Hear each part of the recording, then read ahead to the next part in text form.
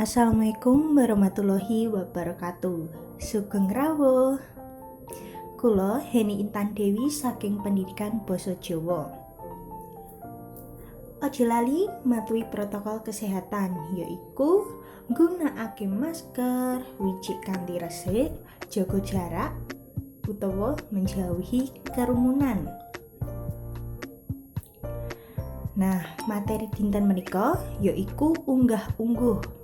Apa toh sejatine unggah-ungguh? Ayo sinau bebarengan.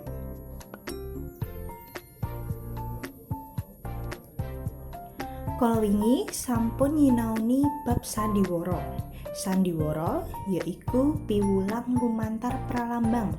Wujude sandiwara iku yaiku pacelaton kang dipentasake kayata ketoprak, wayang uwong, ludruk lan sapanunggalane.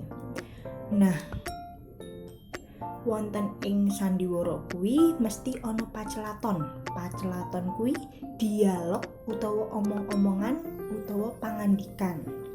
Nah, nalika awak dhewe omong-omongan mesti nggunakake unggah-ungguh basa Jawa. Ayo sinau unggah-ungguh basa Jawa.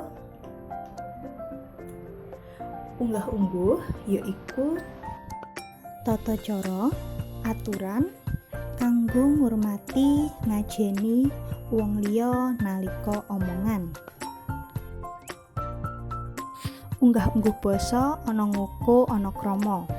Ngoko dibagi dadi loro, yaiku ngoko lugu lan ngoko alus. Ngoko lugu yaiku tembung kang isine murni ngoko utawa ora kecampuran krama. Menawi krama alus yaiku tembung kang isine ngoko lan krama. Kanggo ngalusaken lan mbasakake basane supaya ngajeni wong liya. Ngoko lugu menika kanggo wong sing saumuran, sapantaran, wong sing luwih enom, kanca sing cedhak utawa raket banget. Menawi ngoko alus menika kanggo mbasakake adik marang mas utawa kanca sing jarang ketemu. Krama dibagi dadi loro, yaiku krama lugu lan krama alus. Krama lugu tembung kang isine krama ananging lugu utawa luwih cendhek timbang krama alus. Bisa kasebut krama andhap. Krama andhap menika bisa kagem mbasakake awake dhewe. Menawi krama alus yaiku tembung kang isine krama tingkat dhuwur dhewe utawa inggil. Bisa kasebut krama inggil. Nah, krama lugu kanggo kanca sepantaran utawa durung raket. Utawa krama lugu saged kanggo mbasakake awake dhewe. Dadi tingkatan mbasakake awake dhewe kuwi mentok wonten ing krama lugu. Menawi krama alus menika kanggo bahasake anak marang wong tuwa, kayata anak marang bapak, ibu, simbah, guru lan sapanunggalane.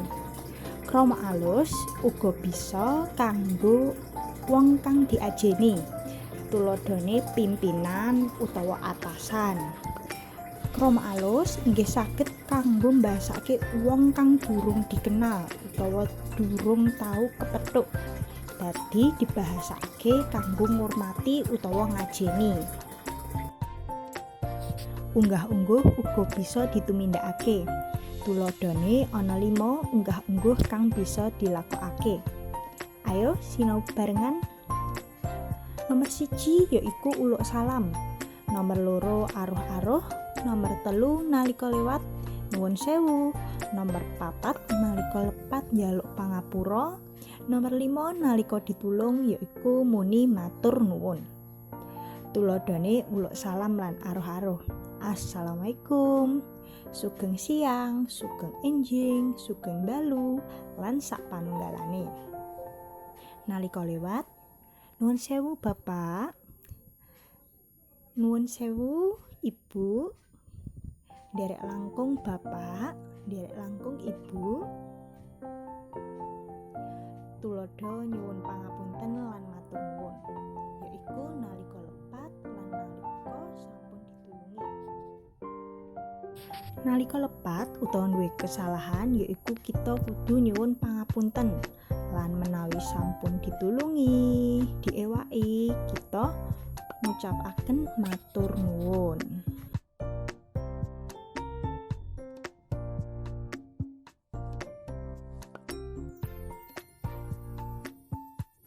Cekap semanten pasinaon dinten menika, sing semangat jaga kesehatan, berdoa Gusti berkahi. Wassalamualaikum warahmatullahi wabarakatuh.